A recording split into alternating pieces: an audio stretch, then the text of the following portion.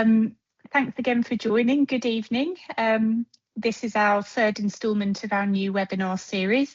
I'm Katie Brooks, Community Engagement Officer at the Rainbow Care Group Bromley. I do hope you can see the slides and hear me. If you have any problems, please just pop that in the chat and that will come up and let me know there's a problem. But I'm hoping you can see. This week we're going to be covering some practical tips for everyday life when caring for someone with dementia. So I do hope you'll find some of these tips useful. So what we're going to cover, we'll look at some common behavioural challenges you may see caring for someone with dementia, some tips on making your home dementia friendly, how dementia can affect communication, how dementia affects how we interpret stress and recovery from stress and how we can help those we care for manage it, coping with traumatic memories, the phenomenon of sundowning, how we can support eating and drinking, activities and days out, looking after yourself as a carer, and I'll share some helpful resources that you might want to explore after this. So we touched on some of this in the first webinar, so sorry if this is repetition for some of you, but I'll just recap on some of the common behavioural challenges that we might find when caring for someone with dementia.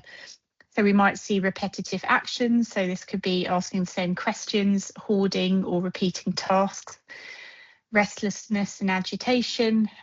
We may see wandering, pacing, fidgeting, nighttime waking, aggression, so this could be physical or verbal outbursts resulting from fear or frustration, emotional changes, so depression, anxiety, mood swings or apathy, confusion and disorientation, so we mentioned sundowning and we'll look more into that later on, personality and social changes, so there could be loss of inhibition, social withdrawal or inappropriate social behaviour, and language difficulties, so forgetting words, repeating phrases or using incorrect words.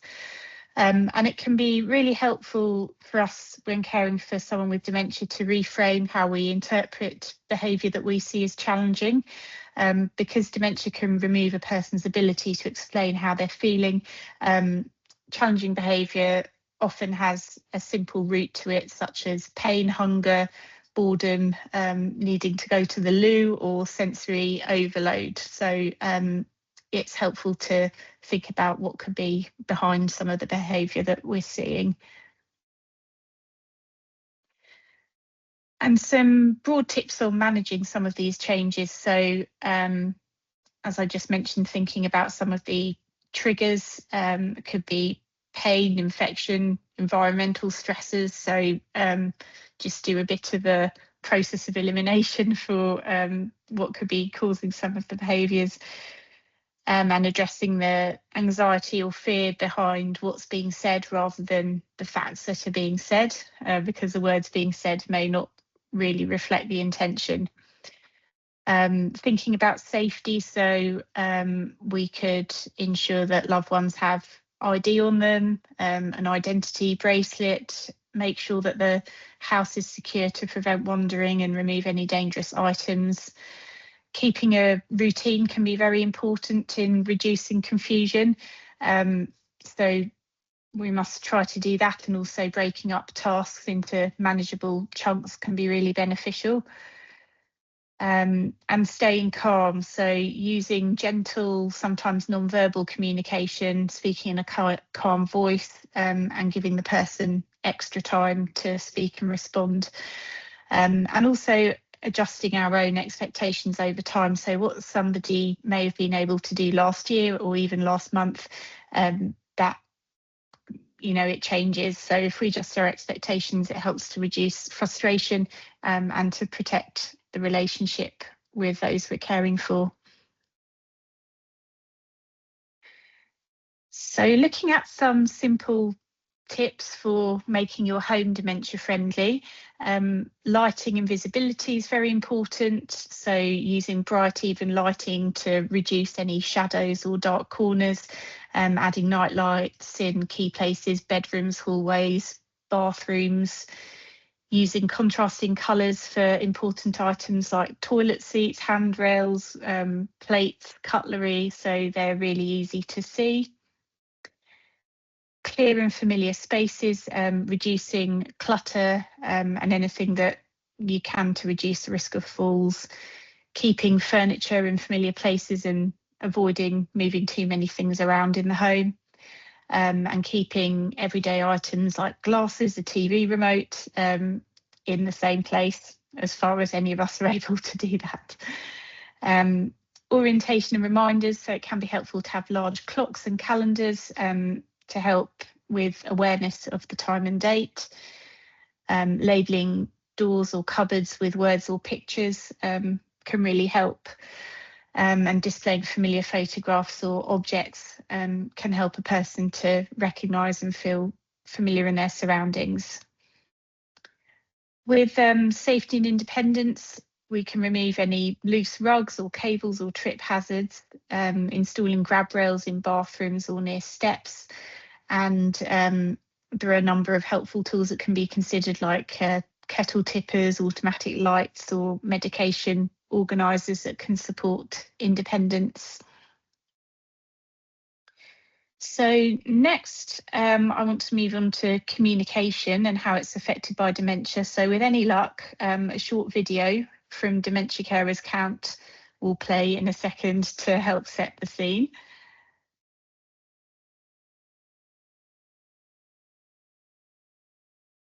Human beings communicate for all sorts of reasons: to express needs, to convey information or to gain it, to develop understanding, for pure enjoyment, or to meet social and psychological needs, such as expressing feelings, establishing relationships, asking for help and reassurance, or giving an opinion. Good communication uses both our output and input systems.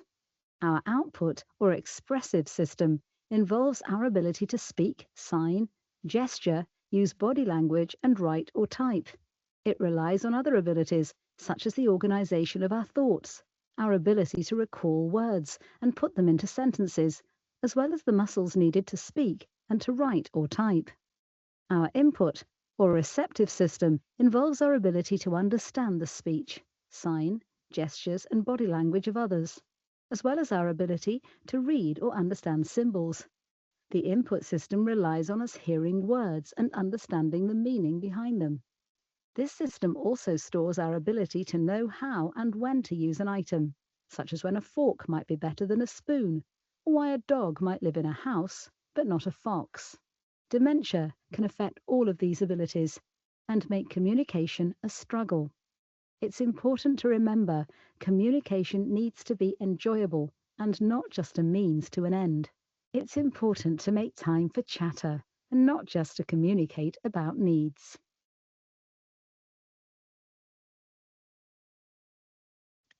So I think Dementia Carers Count have some really helpful videos. I hope that was one of them.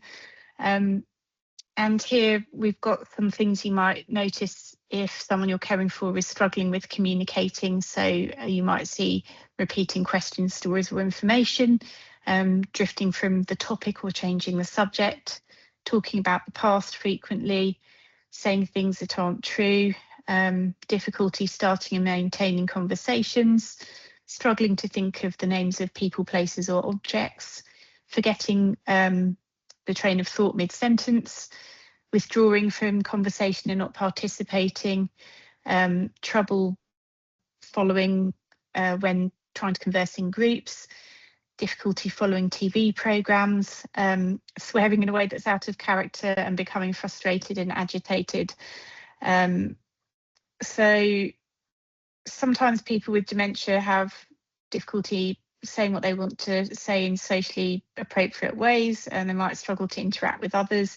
But then on the flip side, it's also difficult sometimes for individuals to understand what's being said or to follow instructions or plot lines. So it can be, if you're finding a person isn't following your advice, it can just be because they've not understood the information. So that breaking things down into small chunks can be very helpful. Also, those with dementia may have difficulties understanding gestures or body language, or have trouble understanding what they're reading. And it's worth appreciating that when someone's struggling with communicating, this can be difficult for you as well as for them. And it's completely normal to feel a range of emotions, overwhelmed, angry, upset, sometimes amused in certain communications. And these feelings might come and go. And what can you do to support communication? So I think number one is avoiding confrontation. So it can be natural to want to correct someone when they say something that you know isn't quite right or not true. But when we're dealing with dementia, that can often just create tension. So a gentler approach, as we've mentioned, is to focus on the feeling behind what's being said rather than the facts. So, for example, if someone says they are going to work, even though they've been retired for years, you can maybe chat about the job, ask them what they used to do and what they enjoyed about it. And often those kind of comments can be about wanting to feel useful, busy or valued, and helping an individual to achieve that is better than trying to prove them wrong. Matching your pace with theirs, so give the person time if they're searching for a word, resist the urge to finish the sentence, and give time for individuals to process what you've said. Keep things simple, share one idea at a time, and it can help to show as well as tell, so you can illustrate what you're saying with objects, photos or writing. Using statements and not questions. Sometimes being asked questions can put people under pressure and be overwhelming, so you can use the trick of turning the question into a statement. So instead of saying, would you like a drink, you can say, oh, I'm thirsty, I think I'll have a cup of tea. Or instead of saying, when did you last see Jim, you can say, oh, I haven't seen Jim for a long time. And it can be another way of sparking a conversation that can be a bit gentler than using questions. When somebody is searching for a word, it can be tempting to jump in and say it for them, but that can be irritating. So it's better to first try other techniques. So you could ask the person to describe it, suggest a similar word, or gently repeat back to them what they've already said to see if it sparks the answer. And sometimes the words just won't come, and that's okay, but you know, you've tried to give the opportunity. And you can also try and connect without a conversation. So when communication becomes very limited, especially in the later stages, you can feel like there's no way to connect, but you don't have to rely only on words. So eye contact, facial expressions and gentle touch can still mean a lot. Some people do also make sounds as a way of trying to engage, and responding to these non-verbally can create a lovely shared moment beyond words.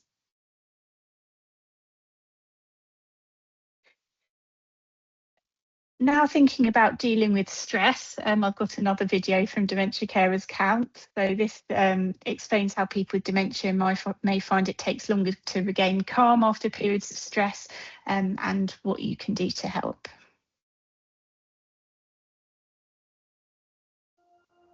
Dementia can often make everyday activities seem overwhelming and unfamiliar. This can result in stress and anxiety for a person with dementia as they go about their lives. For a carer, knowing how to react to the stress and distress of the person can make a big difference. Stress can manifest itself in a range of physiological responses, including increased heart rate or body temperature, tensing up, or the rushing of blood to the muscles. It can also lead to loss of appetite, butterflies in the tummy, or the need to go to the toilet. The time intensity model shows the stages we all go through as we become stressed and agitated. A trigger, the thing that causes the stress, leads to agitation, which gradually accelerates. When things reach a peak, it becomes impossible to think straight. Once emotional and physical energy start to dissipate, distress de-escalates, leading to recovery before the cycle returns to calm. For healthy individuals, it can take a long time to return to the baseline of calm from the peak of distress. For people with dementia, it can take even longer, as they are more likely to experience another confusing or challenging situation in that time, which creates multiple peaks, and many experience a continual heightened state of emotion. It can be scary to feel this way. If the person has memory difficulties, they may struggle to remember what has caused them to feel distressed and to make sense of it, or to communicate to others what had occurred to make them feel the way they do.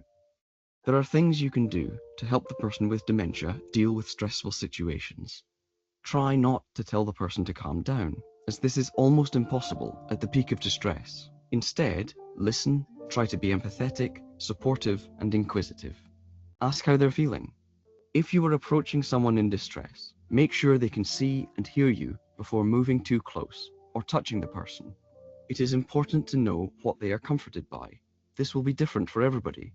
It is also important to make sure the situation is not causing you undue stress and anxiety. Dementia Carers Count can support you with this and help reduce these peaks of unpleasantness for you and the person with dementia.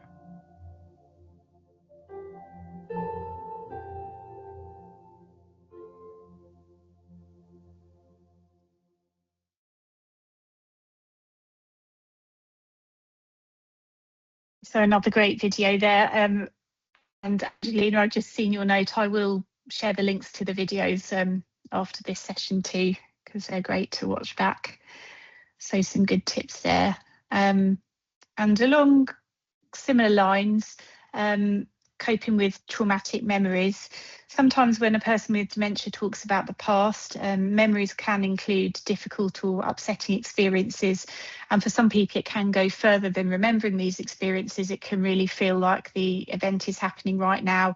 And they may even believe that someone in their life today is a person from the past who's hurt them in some way. So that's very difficult to manage. But some key points are to be understanding, and how you help the person may depend on the history, what they went through, how they coped at the time. But reasoning won't usually work, saying, oh, that person's not here anymore, we're not in that time. That won't be successful. So trying to convince the person they're safe now can increase distress. Strong emotions can override the logic, so it's better to focus on reassurance rather than the facts. Redirecting thoughts can sometimes work, trying to shift attention onto something else, so putting on the radio, offering them a drink, setting up an activity. It won't always be simple, but that can be successful in easing a moment. And you may need to learn what works over time, so try different calming approaches and see what works. Talking therapies, depending on how an individual is with their communication, can be helpful, and it can also be helpful to try and notice triggers, and going forward to try and avoid them. Could be certain music, photos, and if you find distress continues despite your best attempts along these lines, it can be helpful to talk to the GP about medication changes if other methods aren't enough.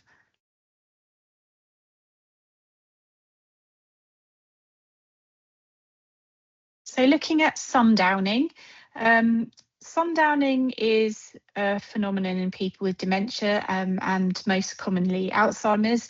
It's characterised by increased confusion, anxiety, agitation and restlessness occurring in the late afternoon or early evening. So it's not a disease on its own, it's a set of behavioural symptoms that often intensify as daylight fades, and can lead to disruption. So common behaviours you might see around sundowning are agitation, pacing, shouting, mood swings, confusion, and even hallucinations. And it's very common in the middle and later stages of dementia. So what can you do to help? As we were talking about earlier, first rule out any unmet physical needs. So could be pain, dehydration, constipation, anything like that. Consider the person's previous patterns of behaviour at this time of day. Have they always had a calm sort of late afternoon, early evening? Have they gone for a walk after dinner previously? Is there something you can reinstate that they used to enjoy. Encouraging an individual to spend more time in the daylight earlier in the day, avoid having naps late in the day, and just getting active can help. Creating a calming, well-lit environment in the evening. Speaking to your GP to consider a medication review if you're finding things particularly tough at that time of day, and thinking about dietary habits, so avoiding serving coffee, alcohol or sugary foods in the afternoon, as they can make it worse. And on the topic of eating and drinking, changes in appetite, memory and coordination can make eating and drinking more difficult for people living with dementia, and small adjustments can make meals easier and more enjoyable. I've got a little YouTube short video here I'll just play. Oh, hey, Mom, I just made you a new lunch. It has pickled vegetables. I'm not hungry. What are you talking about? You haven't eaten all day. What no one is telling you about dementia is that the reason why they may not be eating isn't due to them not being hungry. It's likely due to overwhelm. Here's what you should do instead. Here, Mom, come sit with me. I made your favorite. Here, I'll sit down and eat with you. That's just a little intro to the topic, but things you can do to help so you can make food easier to manage. This could be offering finger foods rather than big meals, and that's helpful if cutlery become difficult to use. You can cut food into smaller pieces and use plates and cups that are easy to hold. You can find a variety of dementia-friendly crockery and cutlery online.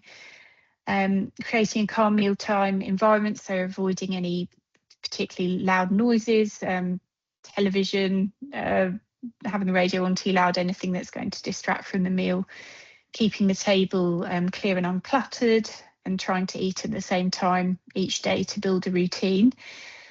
Helping with recognition and appetite, so making sure that the colour of the plates contrasts with the colour of the food so it's easier to see. Offering smaller portions and then offering seconds rather than an initial big meal, and gently reminding or prompting if the person forgets to continue eating midway through. Encouraging regular drinks is really important throughout the day, not just at meal times. Keep a favourite cup or glass within easy reach with water or favourite drink, and try and include foods in the daily diet that are high in water, like soup, fruit or yoghurt. You can also buy some hydration jellies that are designed for people with dementia, so there's a few options. And being patient and supportive, so allowing plenty of time for meals, avoiding rushing the person, offering gentle encouragement rather than any insinuation of mistakes or scolding, and just to focus on making meal times relaxed and enjoyable.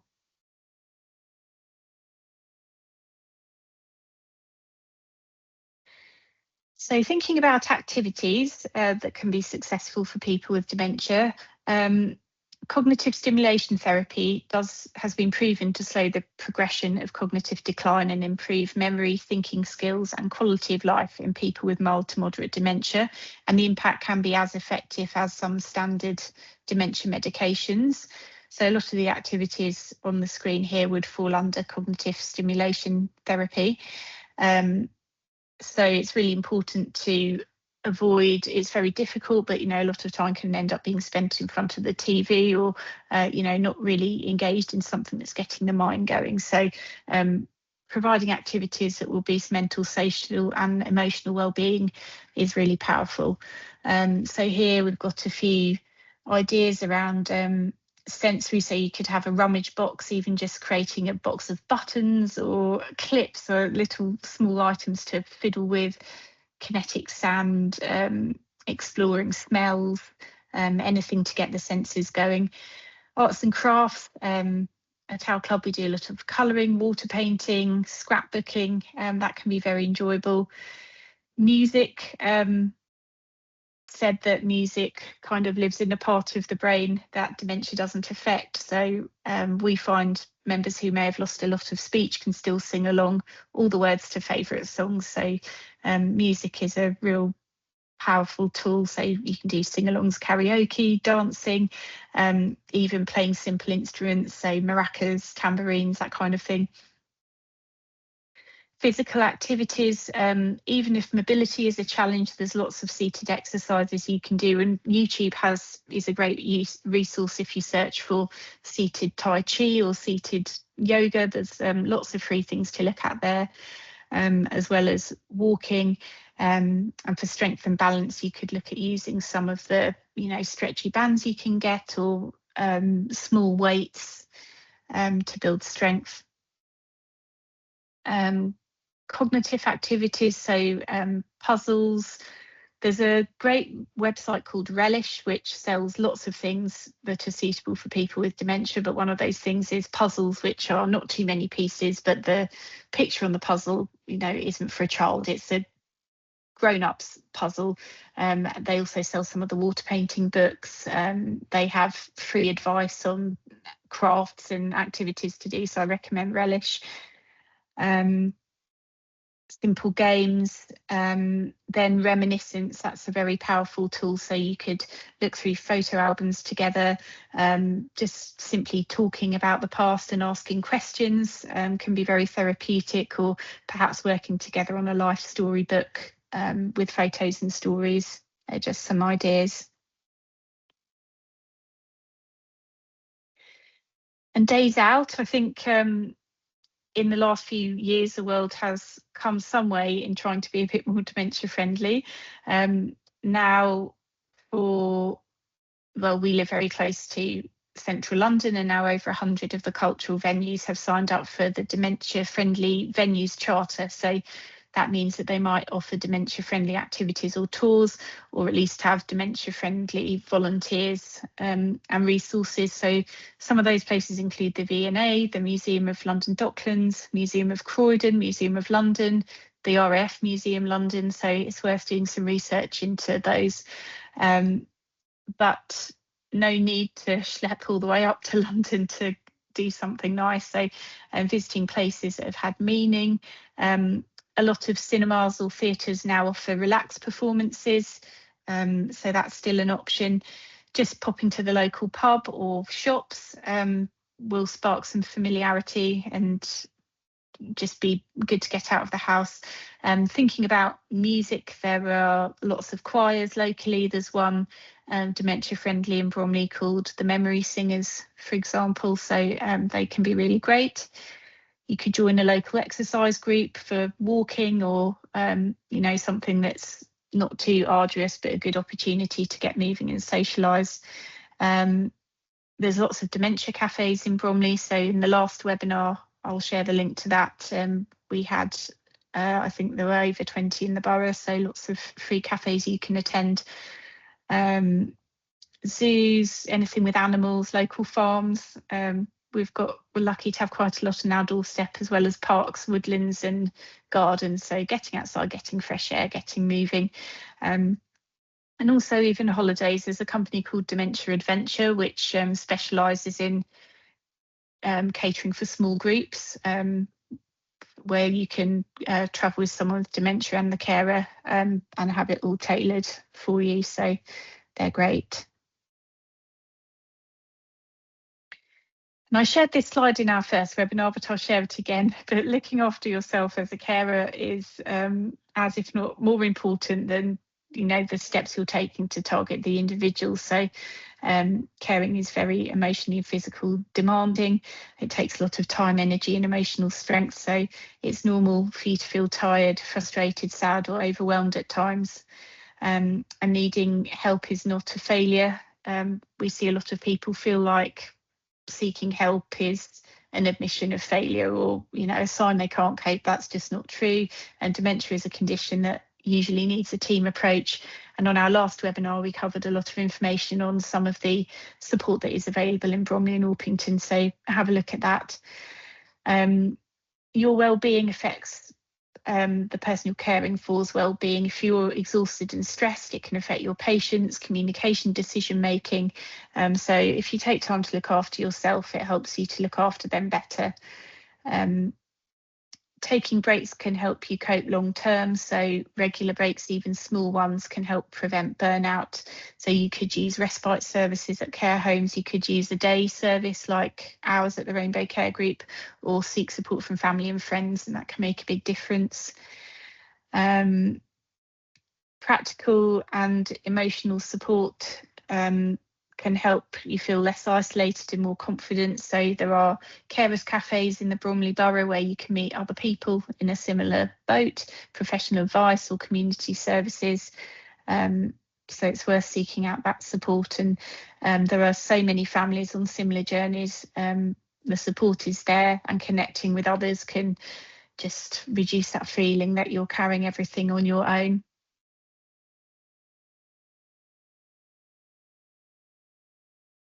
I thought I'd also share some helpful resources that you might want to look in after this. So Care UK has some guides available on their website, covering everything from eating well to dementia-friendly days out.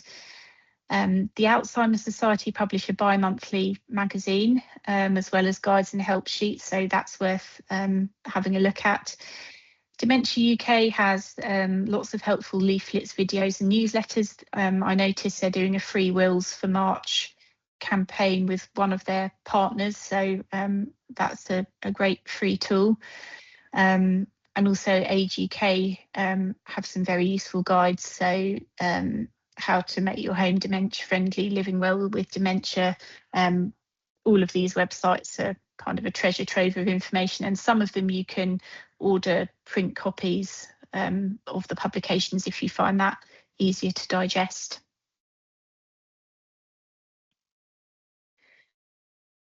And just thinking about some of what we've covered, I'll just share a short video of how at the Rainbow Care Group we try to take all of this best practice around looking after people with dementia to provide an engaging, sociable and loving environment for our members. Hi everyone, I've been a bit quiet this week. The club's been beautifully busy. This week we celebrated a very special 80th birthday for our friend James.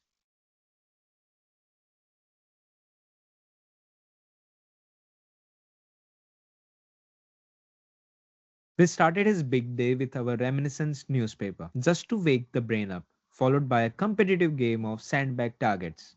James has always loved sports, and you can still see the focus and determination in his eyes when he plays. Then came the celebrations. We cut the cake, the whole club sang to him, and honestly, the amount of love in that room was incredible. For lunch, we made sure he had his favorite food, and of course, birthday cake with chocolate custard for dessert. Music has always been close to James's heart, so we turned the club into the dance floor. He sang along to every word, danced with pure joy, and even our little champ joined the party. One of those moments you just don't forget. After all the energy, we slowed the things down. Every single member hand wrote James a birthday card. In a world where dementia can feel isolating, seeing him hold those cards, he truly felt like the most important man in Bromley. Everything today was about James. His story, his music, his memories, even his triumph TR6. Happy 80th birthday, James. You remind us that every day is worth celebrating. See you for day 9.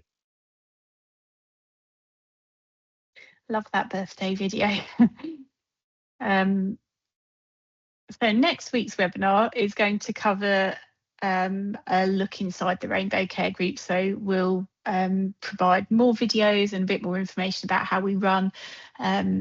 So I won't go into too much detail here, but we're a day club that runs in Bromley and Orpington between 10 a.m. and 4 p.m. Between the two venues, we're open every weekday, and we provide a lot of the activities we've covered today: nutritious food, day trips, a high staff ratio, and make sure that our members always have a choice on what they want to do and what they'll enjoy. So join us next week for a bit more on that. And if anyone is interested in signing up for a free taster day, that's how we bring in new members. So your loved one could come along completely free from cost or obligation. If that's of interest to you, please don't hesitate to get in touch with me. Yes, okay. I'll let you all get back to your evenings. I'll be in touch with the recording for this, and I hope to see you online for our final webinar next week. Thank you very much. Bye-bye.